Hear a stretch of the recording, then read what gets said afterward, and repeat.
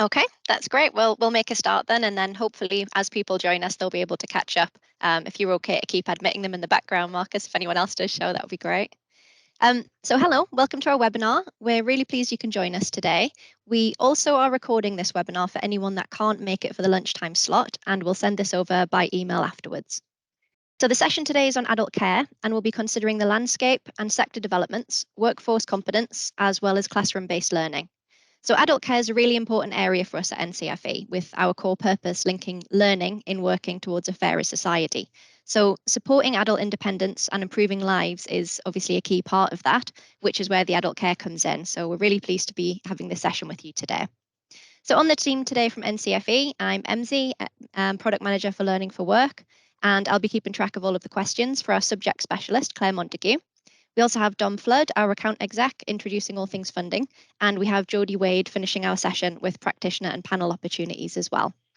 We also have Laura McWilliams and Marcus Ridley in marketing supporting everything going on in the background as well, so we're lucky to have them with us today. Speaking of, we're scheduled for 45 minutes today, and we'll be using Slido for questions. So if you haven't used Slido before, you can visit slido.com either on your laptop, tablet, or on your phone. If you could enter that code on screen just after that hashtag, so NCFE Adult Social Care, that will give you full access to all of the polls and the discussion. And you'll be able to click the thumbs up button to upvote any questions that someone else asks that you're keen to have answered. But what we will do is we'll aim to respond to every question that comes through as long as we have the time. So you can add the questions into the Q&A section on Slido, and also after each speaker, we'll take a quick minute to answer anything that you've been asking as well. So if you have any difficulty accessing Slido, then we will also do our best to check the chat box that's here on Teams. But ideally, if you could keep it all on Slido, we'll make sure we get through all of those for you in good time. Okay, so thank you very much, and over to our subject expert, Claire. Hello, everybody. Just wanted to begin with a Slido activity to establish what it is you would like to gain from the webinar today. So could you write a word or two to describe what you would like to find out today, or what you would like covered today? Just give you a few moments. I know you've only just logged on.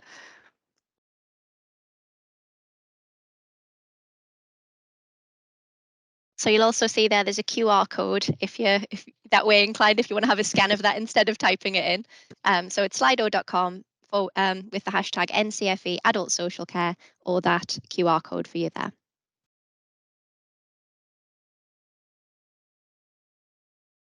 I can see you typing. Okay, so covering our offer, we're definitely going to cover that and talk about progression, opportunities, available resources. We can talk about available resources within our qualifications. Getting into the sector, that's good. So looking at introduction to the sector and preparing to work.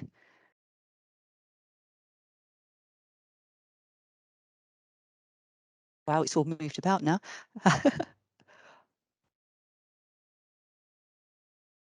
Off the job, health and social care. Okay. Progression opportunities. So we will look at our portfolio. So I think we will cover most of that when we get onto our portfolio section, but we're also going to look around adult social care reform, which also links very much into some of these areas which you're indicating here. So that's fantastic. Thank you for sharing that. Okay. Can we have the next slide, please? Okay, so I just wanted to start by talking about the evolving landscape and a changing environment for social care. So we all know that the care system belongs in every community, but we also know that we do have many workforce challenges which are posing a potential threat to the delivery and quality of care provision. If we look at demographics, for example, of course, we're going to celebrate that we're living longer, but we need to recognise that many more of us are developing long-term health conditions. Lifestyle factors are contributing to chronic disease, as are the wider determinants of ill health. And demographic forecasts suggest that more people will require more care in the future and that their needs will become more complex. So, of course, this will impact on our health and care services and is further exacerbated as the workforce is not increasing in line with care demands. So in terms of service models, there very much is a focus on prevention with the intention of reducing or delaying the need to access health and social care services.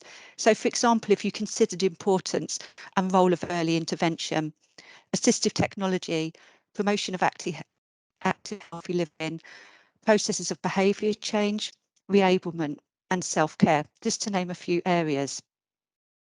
Simultaneously, the need for care and support in community settings is too increasing, and it is vital capacity is built where assets are brought together to facilitate and strengthen provision. There are also higher expectations of service delivery in relation to what healthcare and support can and should deliver. So it's about responding to that as well. The social, political, economic, environmental and regulatory world we live in presents social care with further demands, but we do need to recognise that with demands also comes opportunities, and we need to acknowledge these opportunities and capitalise upon them. We talk a lot, and we're always talking a lot about the interdependence of health and social care. It's increasingly evident and important as both sectors face similar pressures, and the sustainability of each sector is dependent on the success of the other, and fully integrated services will ultimately enable coordinated care, which is what we're striving for. Care, of course, will continue to benefit from research, technology and innovation, and this will ultimately impact on the shape, size and skill set of the workforce. Now, this really did become a strong driver through the COVID pandemic and introducing new ways of working. So in summary, to respond to these drivers, employers must be able to invest in a workforce that is skilled and knowledgeable. And because of the changing climate, the workforce may need to work in different ways in perhaps new and emerging organisations. So that will mean that new skill sets may need to be developed and implemented. So practitioners must be able to work collaboratively, in partnership, ensure personalised care, harness new technologies and promote independence. So ultimately, it's about instilling values central to practice. So as an awarding organisation, we work across the care and education sector to support, to grow and develop a quality workforce.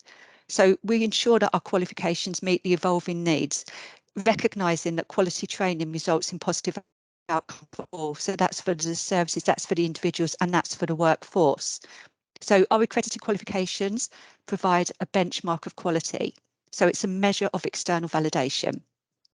Of course, it is inevitable that the evolving nature of the care sector will impact on the approach to qualifications offered, because the aim is to develop a skilled and diverse workforce enabled to embrace such rapid change.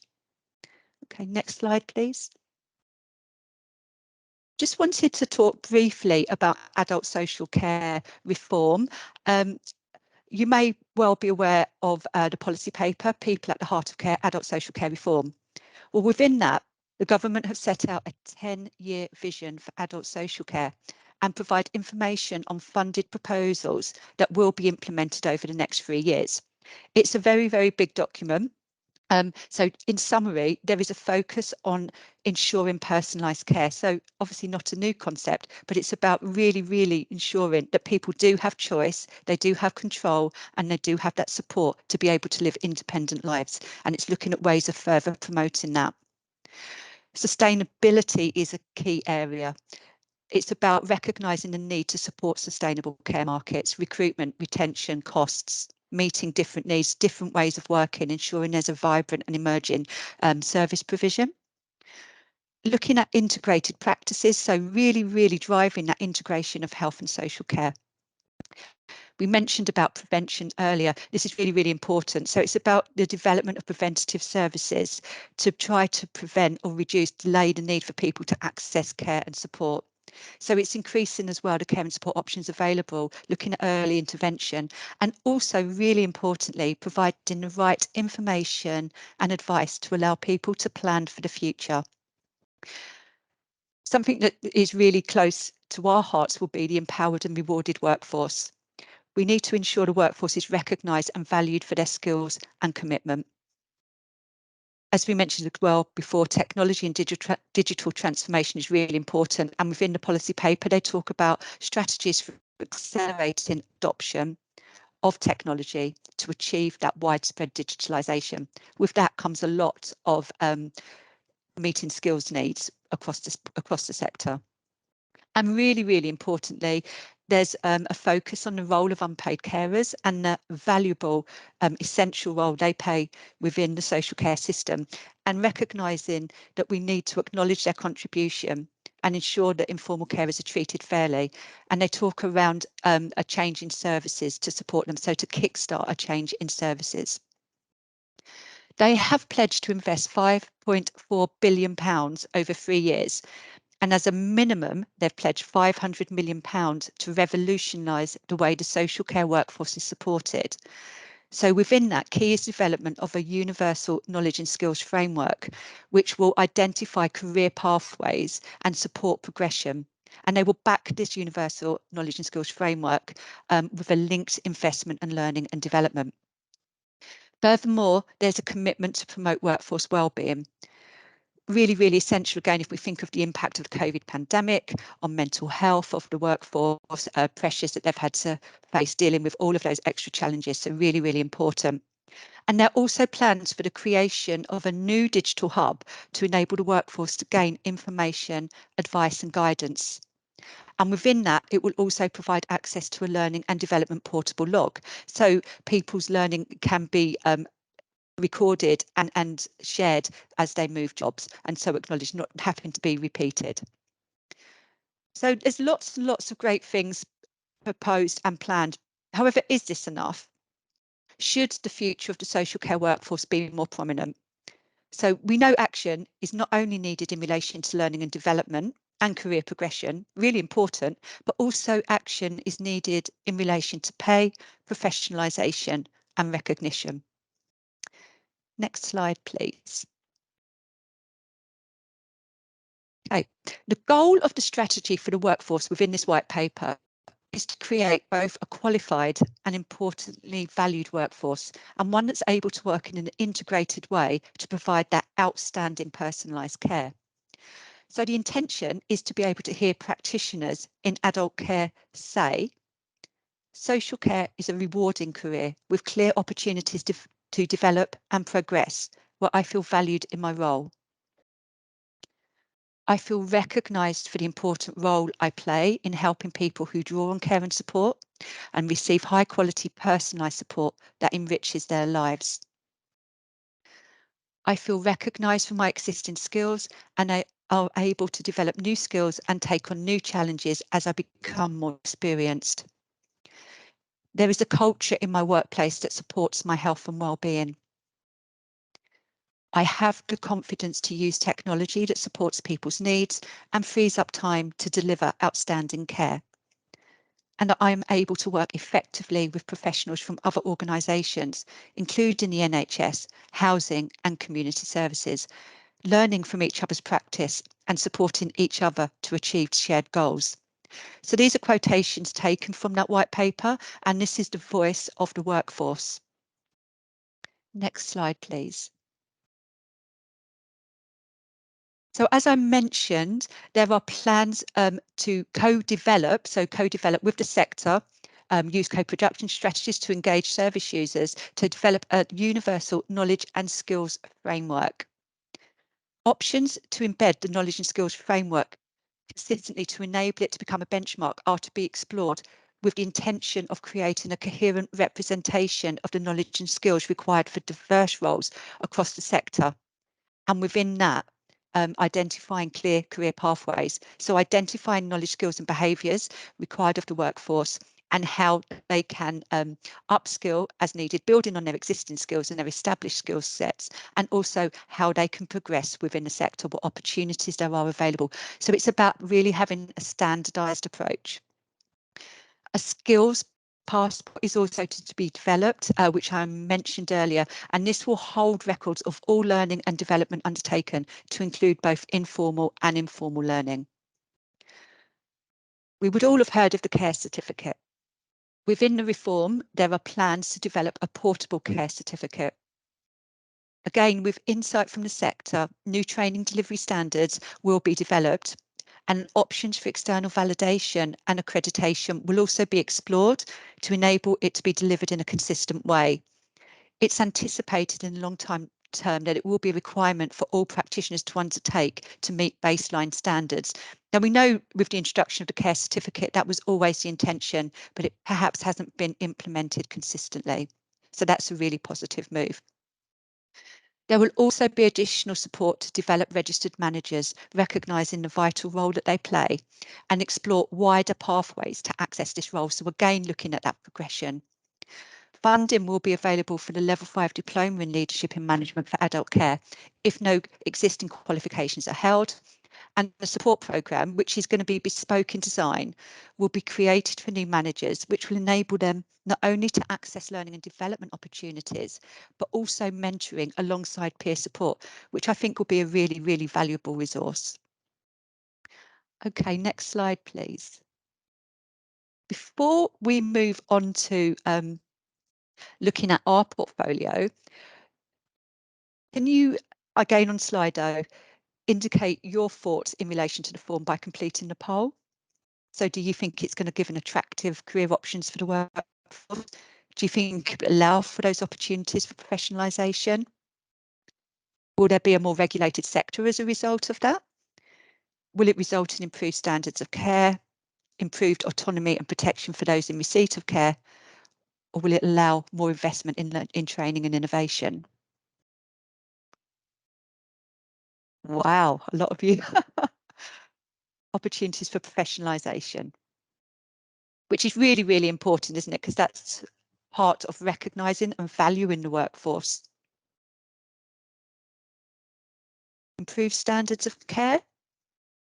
So that could be linked to having a more standardised training framework, building on established needs and current needs. Okay. Regulated sector, saying perhaps not really making much difference there, 8%. So in terms of regulation, obviously it's not, care workers don't need to be registered, but they are looking within that hub to provide a voluntary service where people can register themselves as care workers and access additional support, learning and development opportunities through that as well. And that will be looked at to see how that can be used to best meet the needs of the sector at the time. So maybe it will lead, perhaps, if we're looking at that area, an investment in training and innovation. So I think really what we're seeing here, you do think it's those opportunities for professionalisation, which is really, really important. That will link to training, that will lead to service provision. Okay, thank you. So can we go on to the next slide, please? So now we're going to move on to looking at our portfolio. So I just want to introduce you to our full portfolio first before we hone in. So we offer a full range of qualifications ranging from level 1 to level 5. Some qualifications provide an introduction to the sector, whilst others confirm occupational competence, being reflective of different roles and responsibilities. We too have a range of qualifications with technical status, some of which support progression to not only employment, but also higher education. Many, though, have been developed to support continuous professional development. So our qualifications meet the diverse needs of learners from new entrants to experienced practitioners. So we spoke about at the beginning, someone's asking about learning about supporting entry into the sector. We do have a range of qualifications that serve just that purpose of preparing to work in adult social care. Our qualifications therefore reflect priorities and create those career opportunities and those pathways for everyone who supports or cares in the sector. And our qualifications all have flexible means and modes of delivery, as well as assessment, because we really recognise the how of learning is as important as the what. So that's just a very brief overview of our full portfolio, but let's break that down into a bit more detail. Can we have the next slide, please? Okay, so we have some workforce competency products. So these are a group of products providing entry to or progression within the care workforce. The qualifications are reflective of diverse practitioner roles and range from level 2 to 5. So working within adult social care, but we know the sector is so diverse with all of the different care needs that people have and the different service provisions that are available. All of these qualifications consist of both optional and mandatory units. And the mandatory units cover core competencies, whilst the optional units enable the qualification to be tailored to need and context. So the roles and responsibilities of the learner, the service provision that they're working within. But importantly, the learning outcomes confirm occupational competence and show that values and behaviour central to practice are instilled. So to take these qualifications, learners will need to be working, volunteering or on practical placement to evidence competency. All of these qualifications are internally assessed and are graded as achieved or not yet achieved. All of them are mapped to the knowledge, skills and behaviours of the relevant apprenticeship standards and can be used to support your delivery outcomes. What's really important is to share that these qualifications are developed in line with sector needs. Last year, the Level 3 Diploma in Adult Care and the Level 5 Diploma in Leadership and Management for Adult Care were redeveloped in response to outcomes from a consultation held by Skills for Care with the sector. The consultation extensively engaged both stakeholders and subject matter experts. And key themes for inclusion were ultimately identified to ensure the qualifications are up to date and so fit for purpose. Both of these qualifications have received approval from Skills for Care, evidencing quality and, importantly, ensuring consistency and clarity of the adult care qualifications. Can we have the next slide, please? We're not going to look in every qualification data, but I thought we would look at the new one. So the Level 3 Diploma in Adult Care, as I said, it is supported by Skills for Care, and it is the mandated qualification in the Lead Adult Care Worker Apprenticeship Standard. In terms of key content, themes are around aspects of support, specialisms, clinical skills, and leadership and management skills. Potential progression opportunities are into the Level 4 Diploma in Adult Care or potentially the Level 5 Diploma in Leadership and Management for Adult Care. As I said, this qualification was recently redeveloped to ensure it's fit for purpose. Areas highlighted for expansion for the new from the old were infection prevention and control, digital skills, personal wellbeing, person-centred approaches and safeguarding, and these areas have been added or embedded throughout. Okay, so that's our level 3. Can we move on to the next slide and we'll look at our level 5. So for the level 5 diploma in leadership and management, again, supported by Skills for Care, and this qualification is mandated in the Leader in Adult Care Apprenticeship Standard. Key content centres around leadership and management roles and responsibilities, governance and quality assurance, working with others, person-centred practice for positive outcomes, professional development, safe ways of working, protection and risk, managing and developing self, vision and strategy, and aspects of support. Again, as you know, this qualification was recently redeveloped, where digital skills, personal wellbeing, supervising, supporting and developing others alongside contingency planning were highlighted for inclusion or extension. Okay, can we move on to the next slide, please? So looking at our classroom-based learning products. So these are a group of qualifications for learners predominantly aged 14 through to 19. So therefore supporting the design of your curriculum from Key Stage 4 and beyond. The full range of qualification allows for an individualised experience and includes our VCERT qualifications, which are technical awards taken alongside GCSEs. We have applied general qualifications that will be taken alongside A-levels or other vocational qualifications to make up a full-time study programme. We also have technical qualifications. Now, these support progression to both employment and to higher education. And we also have a T-level. The qualifications range from level 2 and 3, and many carry performance points and or UCAS points.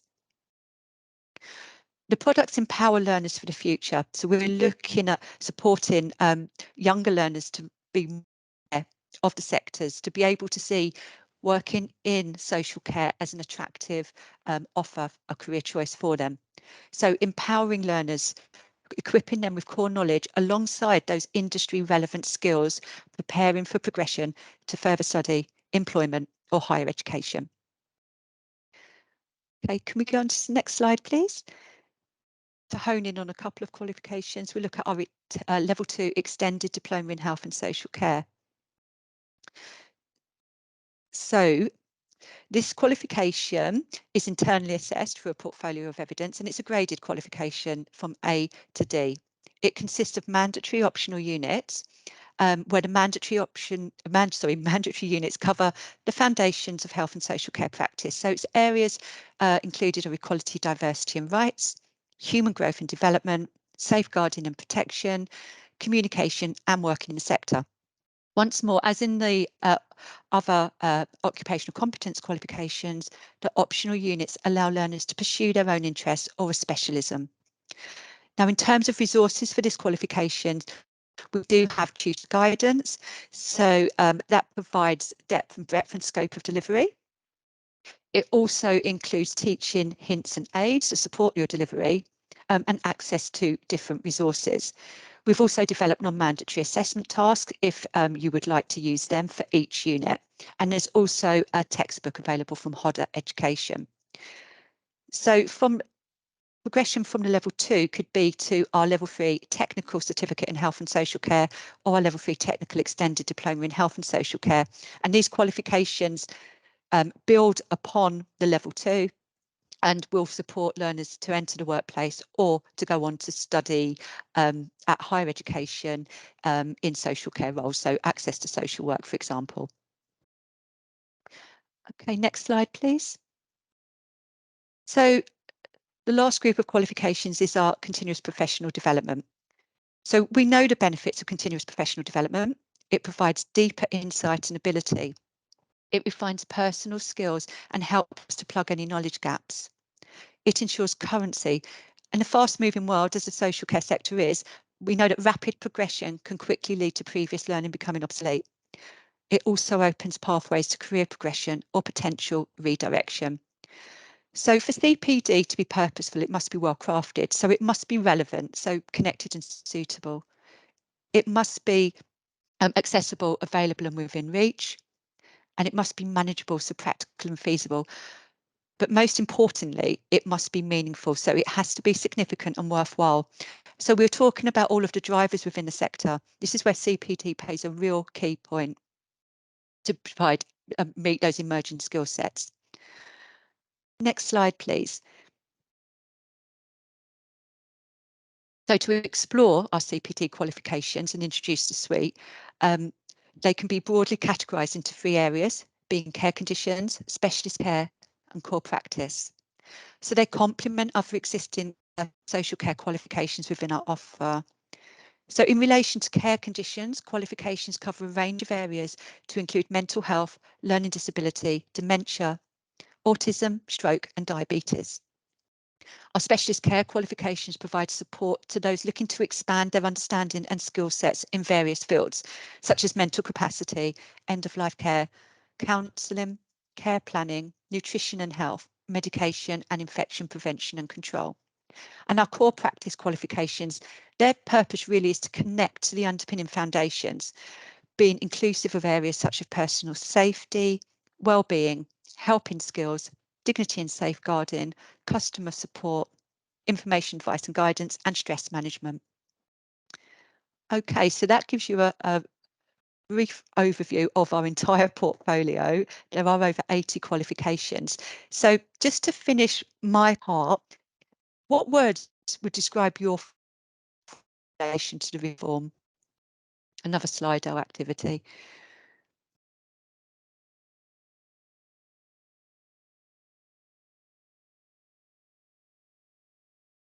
You're typing.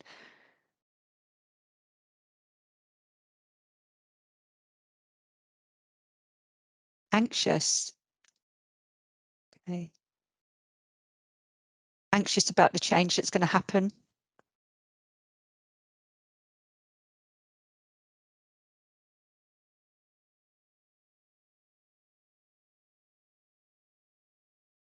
Improvement. Okay, so we're saying about supporting that professionalisation, making it a more attractive career option. Positive. Okay, good, good. Standardised. Yes, so that's really key from the learning and skills framework, isn't it? So within that, I think you're talking about those opportunities for professionalisation, so in recognising and rewarding the workforce, ensuring there's a parity of esteem with health, improved terms and conditions for the workforce. Yeah, more regulated sector. Needs to be broader.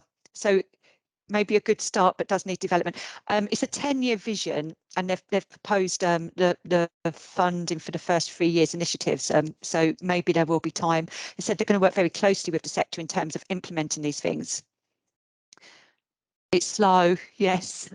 We've waited a long time for this, and yeah, it will be implemented over the next 10 years. So it is slow. Also, it gives some motivation, which is really positive to see. Okay. Thank you for that. I now believe it's some time for some questions. It is, yeah. We have a few questions on here, Claire. So I'll put you on the hot seat for a second. I'll go through the chat just on here first. Sue had spotted one of the qual numbers was for the level 4 and not for the level 3. That the other way around. Well So that's fine. We'll spotted. put the link in there. Good spot from Sue, though. That's amazing. Well done. Thank you. Someone's very familiar with the call numbers. That's great. So I'll put the link in the chat there for anyone who was looking for the link to the level 4. And then we've had 2 questions there, one from Dawn and one from Daniel, both about funding. So the question was, is the level 3 technical defunded for 2024? And we have another one underneath. This is my thought, both the level 2 and level 3 technicals, understanding they are being defunded for 16 to 19. Not sure if you want to add anything on those. Yes. With looking, this has all come from level 3 reform and content that overlaps with T levels. So the government have identified qualifications that are going to remove from defunding that do overlap with wave 1 and wave 2 T levels. At the moment, they have not confirmed whether those health and social care qualifications will definitely be defunded, and we should find out later on in the year. So at the moment, there's no, we know definitely that they're going to be defunded. So it's really a case of watching the space and seeing what their outcome is once they make those final decisions. And I believe that should be sometime later this year. So sorry, I can't be more specific there. Good, thank you. And then we've got one more on this chat here from Amos. Do learners who are registered on the old level 5 spec have to switch to the redefined spec? No, if they're currently registered, they finish qualification. There's always going to be a transition from old to new. So the old one is still just as valid and will confirm occupational competence and get them where they need to be in that recognition. So no, don't worry about that. Excellent, thank you. And then over on the Slido questions, we've got a few more. The first one here, is it right that the social care charging reforms are happening in 2025 now and not from the end of this year? And what will the delay mean for the sector? Sorry, can you repeat that? It just broke up a bit there for me. I can, yeah, no problem. The question here is it right that the social care charging reforms are happening in 2025 now and not from the end of this year? And what will a delay mean for the sector? I'm not sure of exactly of the time frames. The delay to the sector, I guess, to me, from a personal point of view, it's going to be around the sustainability of that sector, isn't it? It's about having the resources, the funding, the support to be able to manage that. Yeah, I think it could be huge. It could be huge for services. It could be huge for the workforce and service provision. Okay, thank you. I think there's one relating to portfolio question here, which you might have touched on briefly. To get into adult social care, what's the best starting point? Okay, so there's not actually a set requirement to have a qualification, but it is recognised by employers and it is very much valued by the Sector Skills Council. So in terms of entering a career in social care, if you're looking at sort of like from an adult perspective, you might be interested in taking our preparing to work qualifications. So we've got a level 1, level 2 and level 3. And they very much have the knowledge underpinning on the diplomas that assert that occupational competence. So that's a way of having a taster and an introduction to the sector. Now, if we're looking at maybe younger learners, I think it's really important that we are looking at supporting younger learners to be able to enter the sector. because of the demographics of the workforce as it stands. The workforce is getting older and there are less entrants coming into the sector. So that's going to create huge pressure. And I think it's about raising awareness within schools and colleges around social care as a career option and that it's attractive, having some sort of ambassador schemes. But if they are like in schools, so the visa, we've got a visa in health and social care, that's the technical award, that could really start to raise an awareness from like age 14 because they'll take that in Key Stage 4. Again, with the qualifications that they can take in Key Stage 5, so our technical qualifications and our applied generals, to raise that awareness. With the level 3 qualifications, they also have placement, so they'll gain those skills as well in terms of working into the. Also, you know, if it's something that you're interested in, volunteering opportunities to introduce yourself to the sector, different services. You know, would you like to work with learning disability, mental health, for example? You know, there's just loads and loads of diverse needs. So that could be another opportunity. So yes, we have qualifications that would meet different needs of different learners, but also about having some volunteering experience, perhaps to raise, you know, your knowledge around that and whether it's a career for you. Great, thank you. And then we've got one on the opposite side of the scale. I've worked in adult social for a number of years and I want to progress to care manager. Can I follow that without having a training specialism? Is this question? Yes. To be the manager, the required well, not the required qualification, but the recommended qualification will be that level 5 diploma in leadership and management. So it might be looking at progressing onto that qualification or looking within your job role to prepare you for that. You know, liaising with your manager, can you take on extra responsibilities in line with the specification so that you can demonstrate those core skills, those leadership skills, the management skills, you know, the governance skills, all of those areas. So to get a bit of practice and experience to then be able to progress onto that qualification. Okay, great. Thank you very much. There's a couple here that I think link into the question that you answered a little bit earlier, but I'll read them out both. So the first one, the catalogue of classroom-based quals many seem to stop by 2025 for funding, 16 to 19. Will there be an extension or replacement or only the T level moving forward? So I think you have touched on that one. Yeah, I think it's watch this space for that, but you know, Yep. we'll be monitoring that closely and Yeah. communicating. And then sort of a wider question, similar sort of area. So do we think 16 to 19 is the appropriate target group? So would this be more of a BTEC qual? 16 to 18 are limited with what they can carry out, such as personal care. Okay, so what you mean if they're going into practice? Yeah, absolutely. There are the safeguarding issues around aspects for that, but they can still undertake these qualifications and meet the criteria, you know, being in a supervised placement. So there are still opportunities, but yes, I appreciate what you're saying around younger learners and being engaged in personal care that wouldn't be appropriate. But there's lots of things that they can do to be able to develop their skills and their knowledge and also evidence their competency too. Thank you. And then the last question we've got here, what is the training offer that covers the difficult transition between children to adult, social or healthcare services? Transition. Okay. I don't think there's actually a qualification that does support that, but if you're working in both children's services or adult care services, that transition should be supported and that should be key and part of that personalisation and, you know, within that care planning. So, you know, if you've got children, looked after children, how are they being supported by their personal assistant in terms of moving on in transition? How are they prepared? What life skills are they being supported to develop and those transferable skills? So it's not such as there's a qualification in that, but it's threaded within the qualifications. That's great. And really, really Thank you. important. Yeah. No, that makes perfect sense. Thank you. That's great. So that's all of the questions that we have there. If anyone has any other questions, you're more than welcome to keep popping them in the chat and we'll save those for the very end. But if we just hand over to Dom, who's going to be looking at the funding element for us. Hi, afternoon, everybody. I'm Dominic. I'm one of the account executives here at NCFE. I'm just going to do a brief run through of some of the funding elements, just so you get an idea of what is available for which areas of the subject. So In terms of the first areas, we're really looking at adult education budget and the remnants of the European Social Fund. So adult education budget for those who are aged 19 plus. And you've got national and you've also got devolved adult education budget, and that's normally accessed via either major local training providers or colleges who have an adult education budget contract.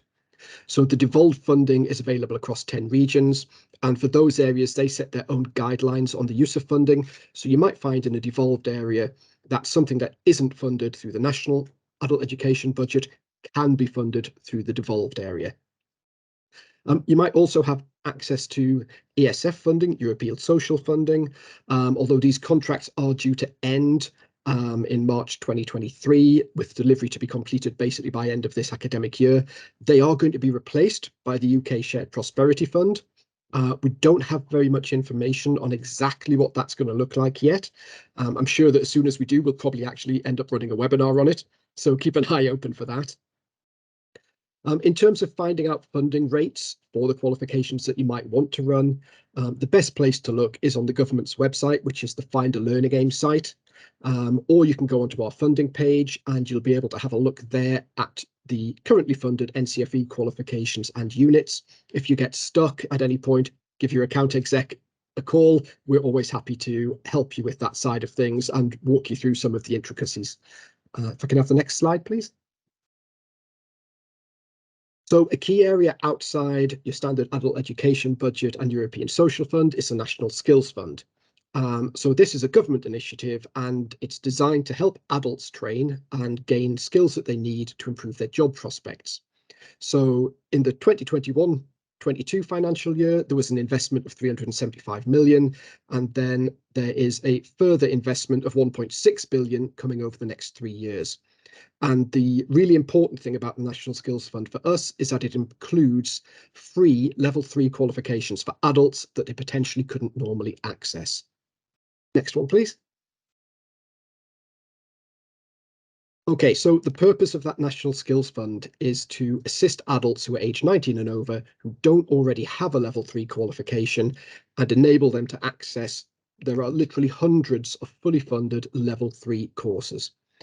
It's designed to be a long-term commitment from the government to remove the age constraints and some of the barriers in terms of finance and paying for qualifications that exist for adults who are looking to get their first level 3 qualification, and so that they can access training that's going to enable them to progress in their job roles. There are over 400 qualifications that have been identified in total, and these are targeted at different areas and different skill sets that are needed in the economy across a wide range. So we have a selection of qualifications listed under that National Skills Fund, which is also called the Lifetime Skills Guarantee. There is quite a large section that relates to adult care. As an example, one of them is the level 3 diploma in adult care that you can find funded under this scheme. There's also smaller ones which could be certificate sized, which work very well if your learners are just looking to potentially get, say, an introduction or do a shorter qualification. From the 1st of April last year, a key area is that the National Skills Fund was expanded to also include those who meet a definition of low wage or unemployed, which has just further widened the reach of this and enabled more people to be eligible for it. And finally, another key area is that the National Skills Fund adult offer can be delivered in the workplace. And again, this just widens the scope and widens the range of people who can access this fund. With all funding, if you're looking at it and there's questions that you want to ask, give whoever your account executive is a ring. Like I say, we're here to help. We can walk you through it and help you figure out if a qualification is funded under different areas as it stands on the day you give us a call. So that is just a very high level run through of the funding for the area. I think I'm now going to hand over to Jodie, who's going to talk a bit around T-levels. Hello, thank you very much. T-levels is definitely part of it, but it's sort of a wider piece more broadly as well. It's really about trying to engage you and members of your network in the important work that we're doing to develop these qualifications in the sector. So if you didn't already know, we work really closely with industry experts, subject matter experts, employers, providers, HEIs, professional bodies, just like yourselves, to integrate that insight into the development, redevelopment, review of qualifications that we produce. And doing that means that we have qualifications and products that we are very proud of because they are reflective of real-world industry scenarios. They're designed to equip learners with the skills that are needed by the sector. They're accurate in the terminology that they use, and they're up to date with best practice. They meet the skills needs of employers in the industry, and ultimately all of that makes them fit for purpose and future-proofed. Harnessing that insight and window into the sector from the people who know it best is what allows us to produce the good quality qualifications that we do. So on the next slide, then you'll see the two different key ways that people like yourselves can get involved if you would like to. And I'd really urge you to register with us, reach out to me if you're interested in hearing more on either of these. But we would really love to work more closely with you to make sure that the qualifications we're producing are right for you and for those that you work with. So there's two key routes. The first is you can work with us as a practitioner. Now, these are individuals who work and provide insight in that development phase of the qualification, and therefore they need that hands-on experience. So it could be an employer, a subject matter expert, somebody who knows the sector, who can help us to write and review and scrutineer qualification and assessment materials at that point of development. They work really closely and collaboratively with our development teams to sort of guide through that process. So you don't necessarily need to be an expert in the actual education side of things, although anything along those lines also helps. But in most instances, practitioners are paid for their time as a result of that input and the time taken to support us with that development. The other route to sort of being involved here is as a member of our Technical Education Advisory Board. Now, this is a slightly more overarching viewpoint of our sort of technical qualification offer. The TEAB, as we call it, is a consultative forum, and it's representatives from organisations. So sitting on that advisory board really is as a representative of an organisation as opposed to just as an individual. But it provides in return that insight into the qualifications that are being produced. And we ask our team members for feedback, guidance, insight, validation of qualifications that we're producing. As I've said on the slide there, for lots of employers and providers as well, that's a really good opportunity to get a better understanding of a qualification or the range of qualifications in the sector. Due to the nature of that work, that is a voluntary post on the advisory board, just so that it really stands up to a robustness of scrutiny and we avoid any conflicts of interest there, because we do look to that advisory board for that validation that what we're creating is correct for the sector.